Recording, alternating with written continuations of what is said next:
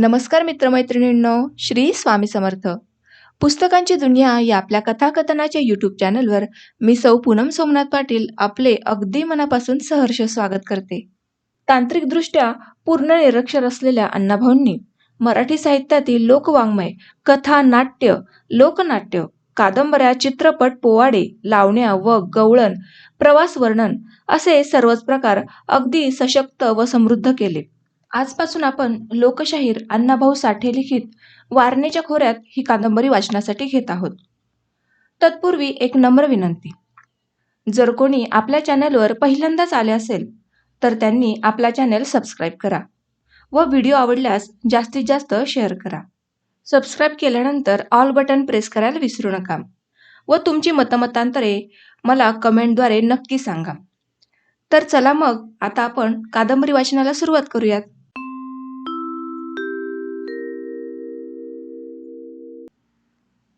सावर्ड्याच्या शिवारात आज एकाएकी कठीण प्रसंग गुदरला होता. पावसाने तर दिवस मावळल्यापासून सारखी रिमझिम सुरू केली होती आणि पावसाच्या जोडीला वारा वर्दळीला आला होता. वाऱ्याच्या झाडीपाटी झाडी येत होत्या. सर्व शिवार भेदरून थंडगार पडले होते, पण वारा त्याला दम घेऊ देत नव्हता. झाडे झुडपे थरथर कापत होती. मोठाली झाडे तर जर्जर झाली होती. त्यांच्या पानांवर साठलेले पाणी वारा वरचेवर झपाटे मारून झाडून टाकीत होता. सूर्य मावळला होता, पण चांदणे असल्यामुळे पाऊस, वारा व शिवार यांची हालचाल स्पष्ट दिसत होती. वारा जणू त्या शिवाराच्या झिंजा धरून गदगदा हलवीत आहे असा भास होत होता. आणि सावर्ड्याचा तो छोटासा ओढा आज दर्याच्या दिमाखाने वारणा नदीकडे निघाला होता. तसेच ज्या वगळांना भिकारी, दरिद्री म्हणून बेडक्याही शिव्या देत असत, ती वगळे आज नागासारखी डुलत होती. त्यांना उतार मिळणे कठीण झाले होते. साऱ्या शिवारावर पावसाच्या झडीचा मारा सुरू होता आणि त्यात गावापासून मैल दीड मैल अंतरावर नारू पाटलाचे एक जुने मोडकळीला आलेले घर सापडले होते. ते घर केव्हा दगा देईल याचा नेम नसल्यामुळे यावर्षी त्यात कोणाचीही वस्ती नव्हती.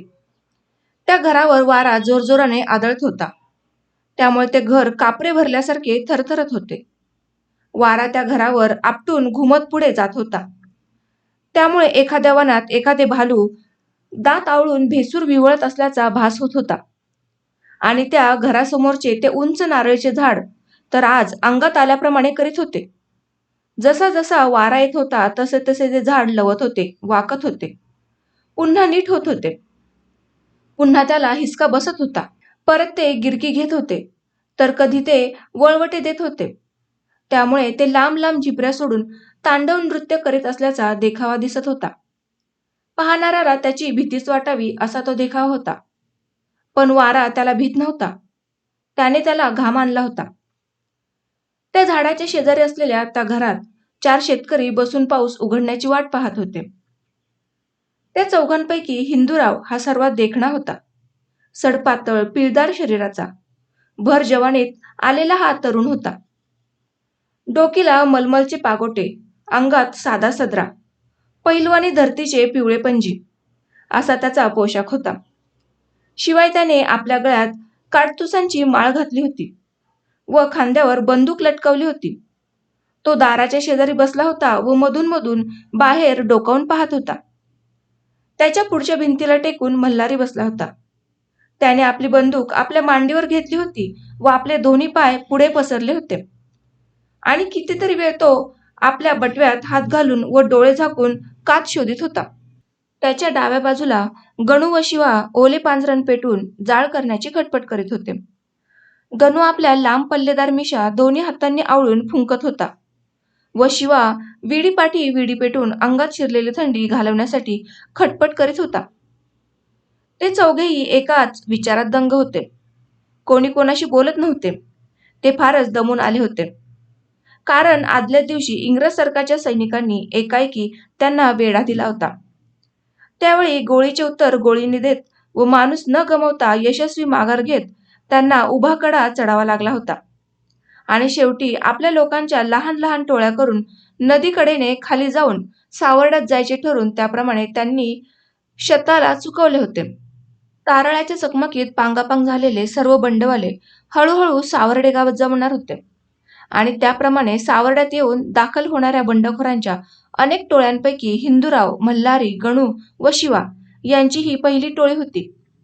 हे चौघेही सावर्ड्यात जाण्याकरता पाऊस उघडण्याची वाट पाहत या घरात थांबले होते. त्यावेळी इंग्रजी राजवटीविरुद्ध सारा देश खवळून उठला होता आणि त्या राजवटीला गिळून टाकण्यासाठी सातारा जिल्हा सज्ज झाला होता. कोण देशभक्त, कोण देशद्रोही, कोण दरोडेखोर, कोण बंडखोर हे काहीच कळत नव्हते.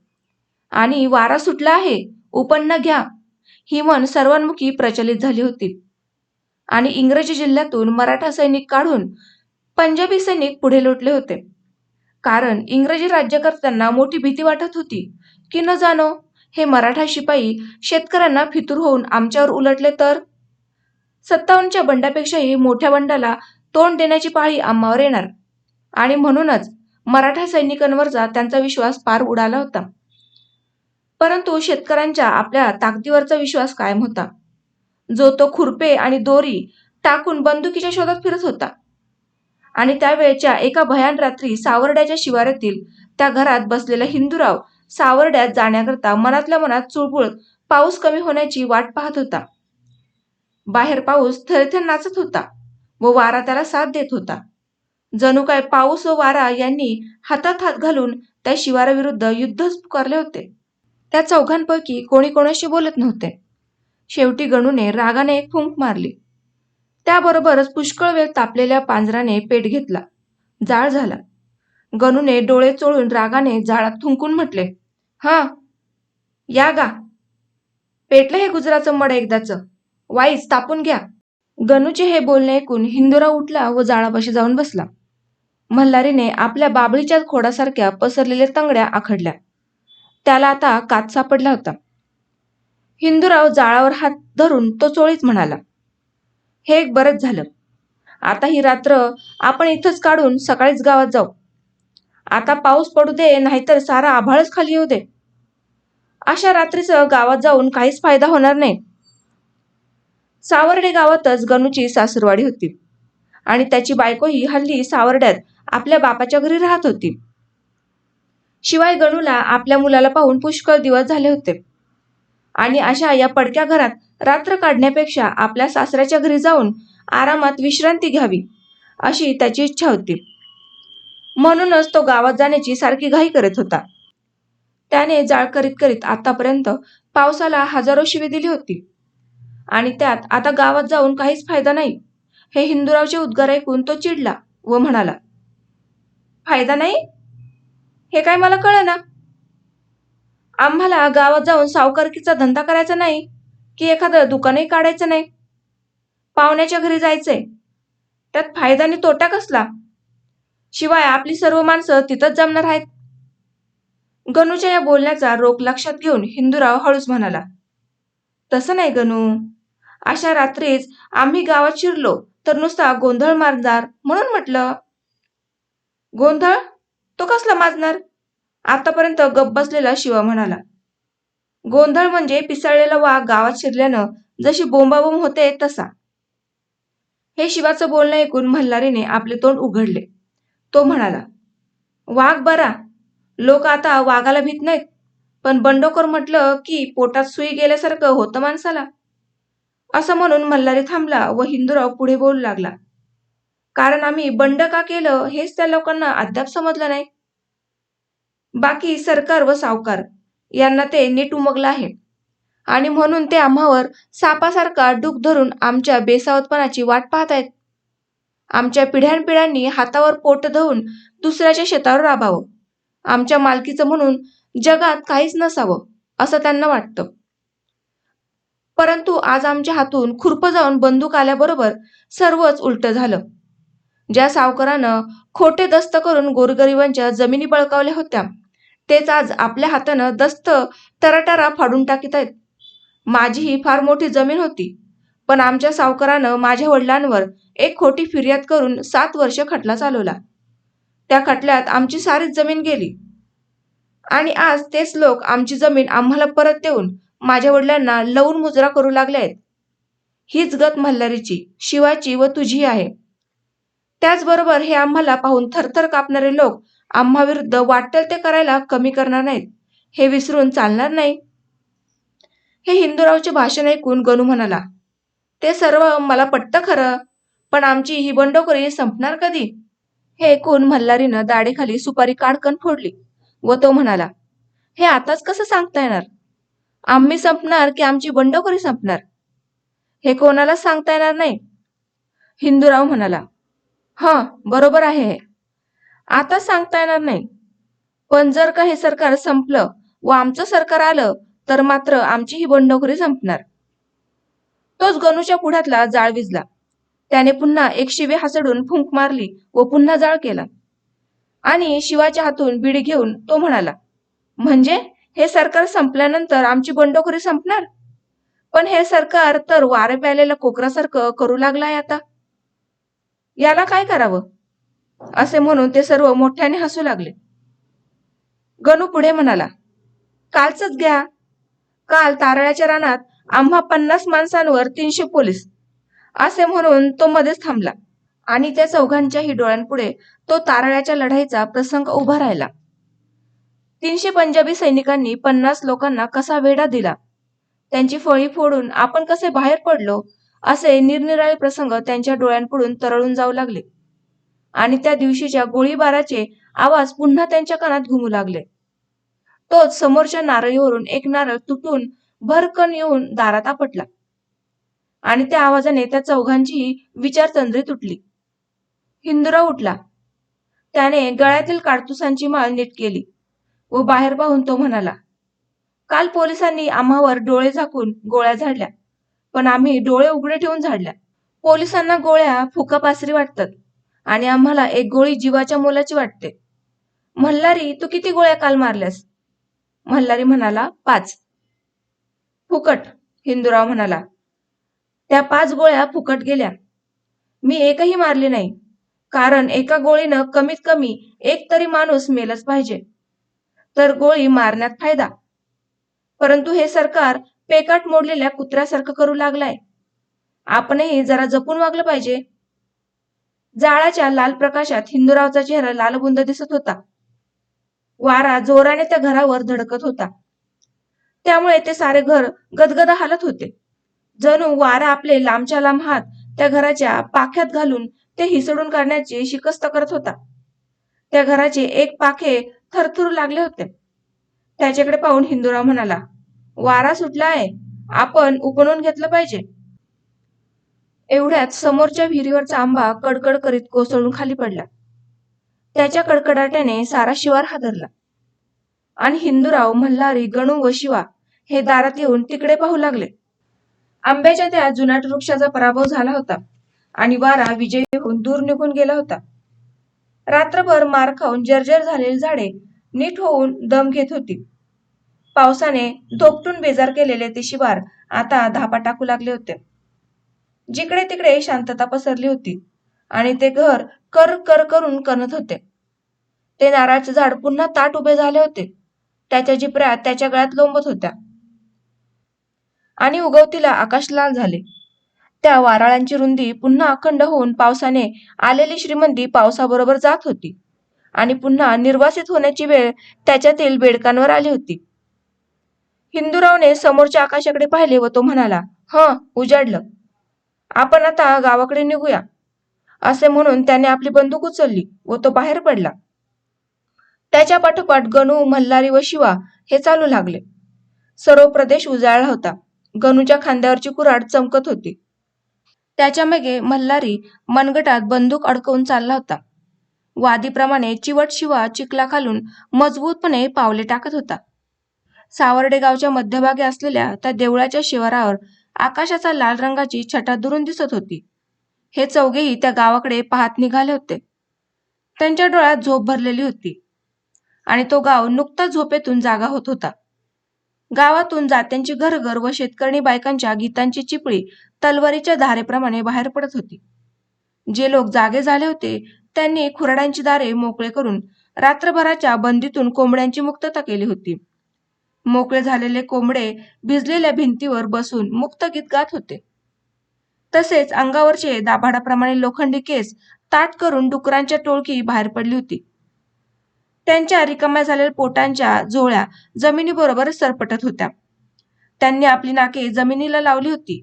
ती खुशीत झुलत होती. रात्रीच्या पावसात त्यांच्यावर काहीच परिणाम झालेला दिसत नव्हता आणि रात्रभर दडी मारून बसलेली कुत्री आता बाहेर पडली होती. ती उन्हाला बसण्यासाठी जागा शोधत होती. शेतकऱ्यांची लहान लहान मुले लंगोट्या सावरीत घरातून बाहेर पडत होती. कुणे गुरे सोडून त्यांच्या मागे लागली होती. सूर्य कासराभर वर आला होता. आता गावचा नित्यव्यवहार सुरू झाला होता.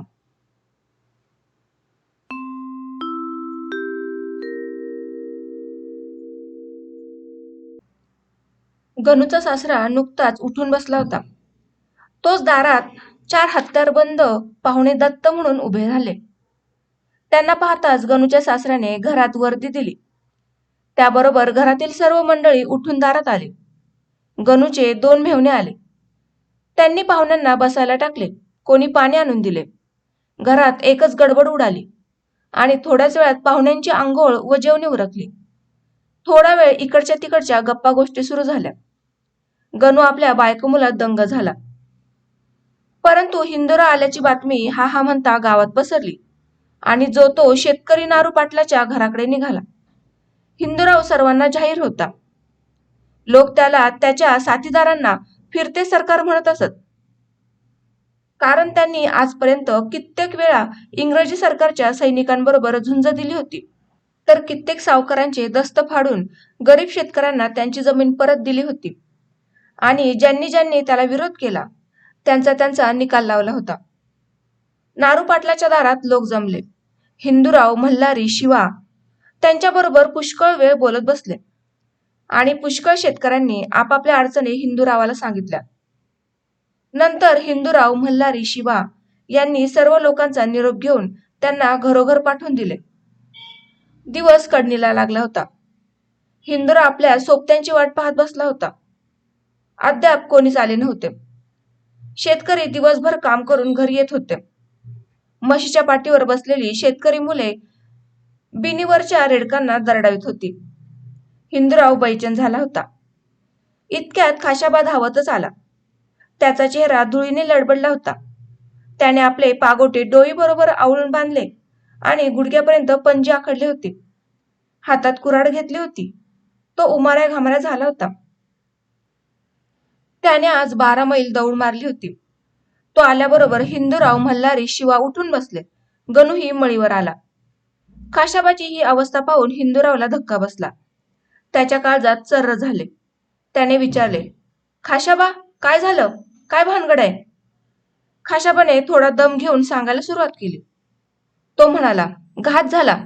आबाचा नागोजी पाटलानं खून केला. आबाचा नागोजी पाटलानं खून केला हे ऐकून त्या चौघांनाही मोठा धक्का बसला. हिंदुरावचे मस्तक सुन्न झाले. त्याचा एक परम मित्र व जीवाला जीव देणारा आणि वाटेल त्या संकटाला निर्भयपणे उभे राहून तोंड देणारा बहादर त्यांना अंतरला होता. त्याच्या मरणाची वार्ता ऐकून तो भांबावून गेला. मल्हारी उठून एकदम पुढे झाला व त्याने खाशाबाला विचारले, खाशाबा, तू हे काय सांगतोयस? खाशाबा म्हणाला, मी खरं झालं तेच सांगतोय. नागोजीनं घात केला. विश्वासघातानं आबाला गोळी घातली. हे ऐकून हिंदुराव उसळून म्हणाला, मी ते ऐकलं खाशाबा, पण नागोजीनं गोळी घालीपर्यंत आबाजी जवळची बंदूक कुठे गेली होती? आणि नागोजी हा सरकारची माफी मागून आला आहे हे तुम्हाला ठाऊक नव्हतं का? आणि अशा बदमाश माणसाच्या हाती आबान आपली मान कशी दिली?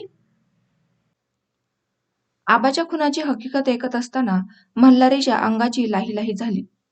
तो चवताळलेल्या वाघाप्रमाणे दिसत होता. गणूने पाणी आणून दिले.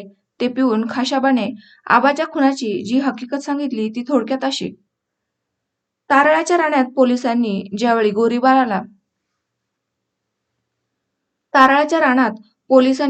गोळीबाराला सुरुवात केली त्यावेळी सरकारी सैनिकांची फळी तोडून बंडवाल्यांनी माघार घेतली व सावर्डे गावी जमायचे ठरून निरनिराळ्या मार्गांनी ते निघाले. त्यावेळी आबा व खाशाबा हे नदीकडेने चिखलीवाडीच्या माळीला चालले होते. तारळाच्या रानात पोलिसांनी ज्यावेळी गोळीबाराला सुरुवात केली त्यावेळी सरकारी सैनिकांची फळी फोडून बंडवाल्यांनी माघार घेतली व सावर्डे गावी जमायचे ठरून निरनिराळ्या मार्गांनी ते निघाले. त्यावेळी आबा व खाशाबा हे नदीकडेने चिखलवाडीच्या मळीला आले व त्यांनी तेथून सावर्ड्याची वाट धरली. ते पांदीने वर निघाले होते तोच पुढून चिखलवाडीचा नागोजी पाटील व त्याची मित्रमंडळी आली. त्याची व आबाची पांदीत गाठ पडली. त्यावेळी आबाच्या खांद्याला लोड केलेली बंदूक होती. पण नागोजी पुढे येताच त्याने आबाला रामराम करून थांबवले व तो म्हणाला, आबा, तुम्ही मला पाहून असं तोंड चुकून का जाणार? शिवाय मी नागोजी पाटील या चिखलवाडीत जिवंत असताना तुम्हासारख्या वाघानं इथून उपाशी जावं हे मला माझ्या इब्रतीला कलंक लावणार आहे. तुम्ही म्हणाल हा नागोजी सरकारपुढं माफी मागून आलाय तेव्हा हा दगा देणार, पण तसं नाही. मी जातिवंत मराठा शेतकरी आहे. मी माफी मागितली ही गोष्ट खरी, पण का मागितली हे कुणालाच कळलं नाही. हे नागोचे लांबलचक बोलणे ऐकून आबाने खांद्यावरची बंदूक काढून हातात घेतली व नागोजीवर नजर रोखून तो म्हणाला, पाटील, तुमच्याबरोबर रात्रंदिवस फिरणारी ही मंडळी, हिला ते कळलं नसल, पण आम्हाला कळलं आहे. तुम्ही जीव वाचवण्यासाठी माफी मागून सुटका करून घेतली. यावेळी देववाडीचा दत्तू, पुनाळचा सतू आणि बिरवचा महादू रामोशी ही मंडळी आबाकडे पाहत उभी होती. आबाची ती बेडर वृत्ती व बेदारक स्पष्ट बोलणे ऐकून सारेच चमकले. एखाद्या कुशल सेनानीप्रमाणे हातात बंदूक घेऊन तो पवित्रात उभा होता आणि त्याच्या पुढे नागोजी पाटील हा एखाद्या निर्ढावलेल्या गुन्हेगाराप्रमाणे एटीत उभा राहून बोलत होता. नागोजीने आबाला मध्ये थांबून पुढे बोलणे सुरू केले. तो म्हणाला, आबासाहेब, तुम्ही काल ताळल्याच्या शिवारात गाजवलं ते ऐकून मला फार आनंद झालाय, पण तुम्ही मला भेकड बुरट्या समजू नका. मी माफी मागितली खरी, पण ती निराळ्या दृष्टीने मागितली आहे. केवळ तुरुंगात बसून राहण्यापेक्षा सरकारला चुकून बाहेर येऊन दारुगोळ्याची मदत घेऊन सरकार विरोधाचं कार्य चालवावं असा विचार करून मी माफी मागून घेतली. पण हे कोणी समजून न घेता मला भुरट्या म्हणून माझी बदनामी करू लागलेत. पण तुम्हा सारख्यानं तसं काही समजू नये. तेव्हा माझे हात जोडून विनंती आहे की आपण मला आपला समजावं व माझ्याशी मित्र या नात्यानंच वागावं. आता घरी चला, जेवा व नंतर आपल्या मार्गाने जा. हे नागोजीचं बोलणं आबाला खरं वाटून गेलं. त्यानं नागोजीवर विश्वास ठेवला व त्याच्याबरोबर तो चिखलवाडीला गेला. चिखलवाडीत गेल्याबरोबर नागोजीने आपल्या माणसाकडून आबाच्या जेवणाची मोठी तयारी केली. जेवण तयार होईपर्यंत सर्व मंडळी गप्पा मारीत बसली.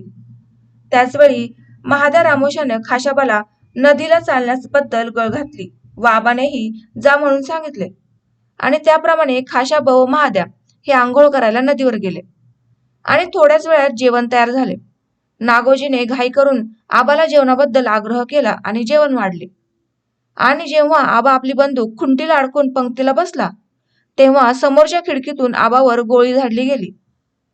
हे ऐकून हिंदूराव मध्येच ओरडला, काय? जेवताना गोळी झाडली? आणि तू कुठं होतास? खाशाबा म्हणाला, मी मळीला होतो. जेव्हा गावात आबाला गोळी घातली त्यावेळी महाद्यानं माझ्यावर भाल्याचा वार केला, परंतु मी आपल्या कुऱ्हाडीनं त्याचा भाला तोडून व त्याच्यात एक हात तोडून त्याला खाली पाडला आणि गावाकडे धावू लागलो. तेव्हा वाटतच मला समजलं की आबाचा खून झाला. नंतर एकट्यानं पुढे चालून जाण्यापेक्षा तुम्हालाच ती खबर देणं जास्त बरं असं समजून मी या इथे आलो आहे. ही हकीकत खाशाबा सांगत होता. ते सर्व दम रोखून ऐकत होते. खाशाबाचे बोलणे संपताच हिंदूराव बोलू लागला, मी सरकारी सैनिकांना कसपटाप्रमाणे समजतो. मला त्यांची मुळीच भीती वाटत नाही, पण मी या उशाखालच्या सापांना फार भीतो आणि तीच भीती खरी ठरली. अरे रे, पाटलानं शेवटी घात केला. मी रोज सांगत होतो की आम्ही आपलं डोकं शाबूत ठेवलं पाहिजे, नाहीतर ते केव्हा फुटेल याचा नेम नाही. याचा अर्थ असा नव्हे की मी मरणाला भीतो. मी जीव द्यायलाही भीत नाही आणि जीव घ्यायलाही भीत नाही. नंतर तो मल्हारीकडे नजर रोखून म्हणाला, माझं म्हणणं आहे की आम्ही कुत्र्याच्या मरणानं मरू नये. नागोजी पाटलानं विश्वासघाताचा कळस केलाय. त्यानं पुन्हा खाशाबाला विचारलं, खाशाबा, नागोजी बरोबर आणखी कोण कोण होतं कामात? खाशाबा म्हणाला, देववाडीचा दत्त्या, पुनाळचे 2 रामोशी, गण्या धनगर. गण्या धनगर? ठीक, हिंदूराव म्हणाला. त्या गण्याला जन्माची आठवण राहील असा धडा शिकवा. त्या 2 रामोशांची वाट लावा. देववाडीचा दत्ताचा दिसेल तिथं बंदोबस्त करा. आत्ताच्या आत्ता माझ्याबरोबर चला. नागोजी पाटलानं आबाचा खून केलाय. आता बेधडक चिखलवाडीवर चालून जायचं व नागोजीची गर्दन त्याच्या उंबऱ्यावर तोडायची. असं म्हणून त्याने आपली बंदूक उचलली. त्यावेळी त्याच्या हातात एक कारतूस केव्हा आलं होतं हे त्याचं त्यालाच माहित नव्हतं. तो खाली मान घालून मळीवरून खाली आला व थांबला. त्याच्या मागे शिवा, मल्हारी व गणू उभे होते. हिंदूराव गणूला जवळ बोलून म्हणाला, गणू, तू इथंच थांब आणि इथे येणाऱ्या आपल्या लोकांना मांगल्याच्या मळीला पाठवून दे. असं सांगून तो निघाला आणि त्याने पुन्हा मागं पाहिले नाही. त्यावेळी सूर्य मावळण्याच्या बेतात होता. शिवारात शांतता पसरत होती. शेतकरी दिवसभर काम करून घरी येत होते. ते मध्येच थांबून त्या तिघांकडे पाहत होते. हिंदूराव पुढे झपझप चालत होता. त्याच्या मागे मल्हारी व शिवा चालत होते आणि त्या तिघांकडेही लक्ष चिखलवाडीवर लागले होते. ते तिघही एकच विचार करत होते. ते नदीवर येऊनच थांबले. हिंदूरावने नदीच्या पलीकडे नजर टाकली तेव्हा वारणा नदी वाऱ्याप्रमाणे वाहत होती. दोन्ही काठांनी भरून सागराकडे जात होती. त्या पाण्यावर नजर ठरत नव्हती. त्या पाण्याचा खळखळाट तर सर्व खोऱ्यात दुमदुमत होता. तीरावर उभे राहून माणसाचे बोलणे माणसाला ऐकू येत नव्हते. तीरावर उभे राहून त्या पाण्याच्या आवाजापेक्षाही मोठा आवाज काढून हिंदूराव म्हणाला, आता आपण इथं पाण्यात पडायचं व मांगल्याच्या मळीला लागायचं आणि मग पुढं चिखलवाडीचं वारूळ उकरून त्या नागोजीला बाहेर काढून ओढून ठेचून आबाच्या खुनाचा सूड घ्यायचा. असे म्हणून त्याने आपली बंदूक पाठीशी बांधून पाण्यात उडी टाकली. त्याच्या पाठोपाठ मल्हारी व शिवा पाण्यात पडले व पाणी तोडून पलीकडे निघाले. त्यावेळी सूर्यही अस्त पावत होता. थोड्याच वेळात अंधार पसरला. तर मित्रांनो, वारणेच्या खोऱ्यात या कादंबरीचा पहिला भाग आज आपण इथे पूर्ण केला. उद्या आपण पुढील भागामध्ये भेटूयात. तोपर्यंत आपल्या चॅनलला लाईक करा, शेअर करा व सबस्क्राईब करा. धन्यवाद.